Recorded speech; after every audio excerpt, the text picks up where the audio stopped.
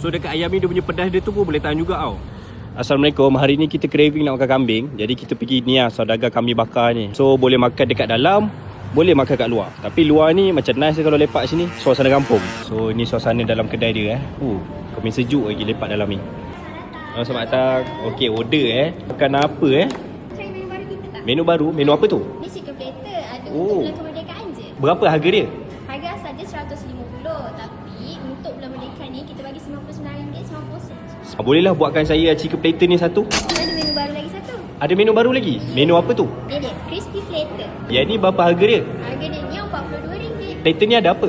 Dekat dalamnya ada fish tempura, ada Okey. chicken tenders, fries, mix salad dengan kita bagi 2 sos. Yang ni sesuai untuk makan 2 orang ke 3 orang lah. Kalau situ buatkan saya ni satu juga. Kita ada menu lagi baru. Ada lagi baru lagi? Ni dia, nasi Apa ni? goreng dengan stick. Daging ni daging wagyu ke? Bukan, dia ala wagyu. Ala wagyu Oh, menarik. Bolehlah buatkan saya satu juga ni. Tapi bang, Okey. menu ni ada waktu hari ni sampai 16 bulan 9 je. Oh, lepas tu dah jadi apa?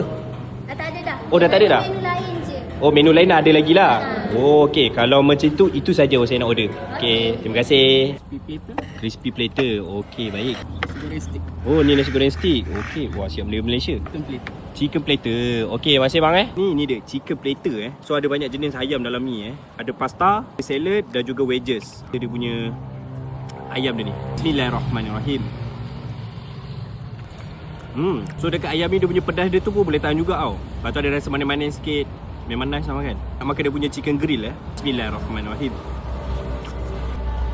Kita makan dia punya ni chicken crispy dia pula. Bismillahirrahmanirrahim. Alright.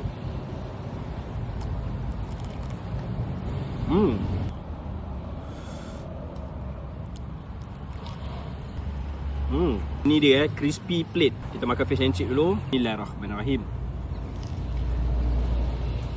Bawah dia ni ada nugget tak nampak nugget. Kita makan chicken tender pula. Kita buat hot sauce, cica dengan tartar sauce. Bismillahirrahmanirrahim. Nasi goreng stick Kita rasa dia punya daging dia. Dia kata ala wagyu. Bismillah.